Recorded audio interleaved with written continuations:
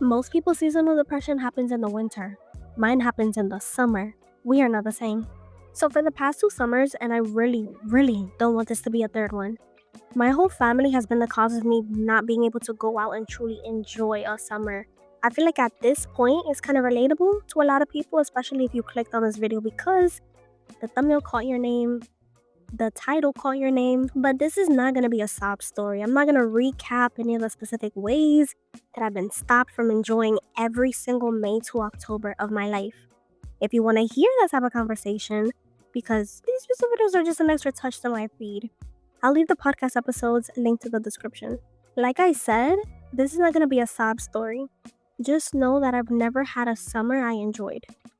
This is about my plan to revolutionize this summer by 1, choosing to look at it completely different, and 2, making that time be one of the most important parts of my journey to completely upgrade my life for turning 20.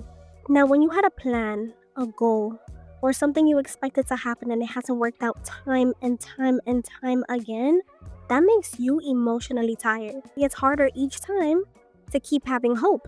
Things like expecting something every winter, things like wellness goals, fitness goals, applying to jobs and things like that, it's tough. Up until last week that I decided I was going to do this whole plan, I was completely decided to giving up trying.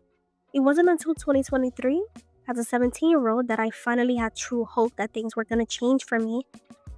But it's 2025 and I still feel like that 17-year-old girl because 2 years have passed, but I have nothing to show for it. So I planned to give up until last week ago, but I changed that and now I'm going to be revolutioning this summer. Number 1, I'm choosing to look at it completely different. I am going to pretend that the summers that I've been completely disappointed never happened. I'm going to look at June through September as just a regular time of the year. Nothing crazy is happening. There's not a bunch of people on the street having fun with their ice. You know what? Not a sob story. And number 2, I'm going to be making this time be one of the most important parts of my journey to completely upgrade my life for turning 20. Is this recording? Wait, what? Oh. So the thing is that not only have my parents prevented me from experiencing summers, but they've also done so many things that have forced me to put my professional life on hold. And I cannot have that happen anymore. So this journey is going to be about getting work experience. Short term. Okay, I have to pause this recording real quick because she just passed by. You know about footsteps? You know about that?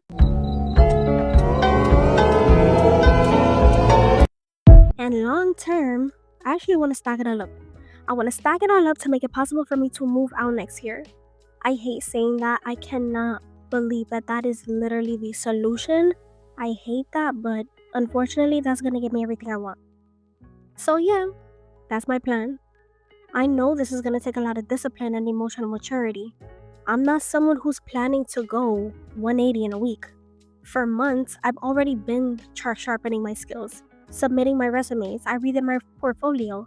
I don't have $0 saved up, and most importantly, I've been steady on doing things even when I don't want to do them. Of course, the whole reason I'm doing this is because of the people in my environment, and I'm still in that environment. So I know there are going to be setbacks, but I'm going to get my book out and start writing and preparing for what I'm going to be doing during those setbacks. Alright, here we go. To avoid getting jealous, not being on social media as much, especially TikTok, all these NYC vlogs get me sad.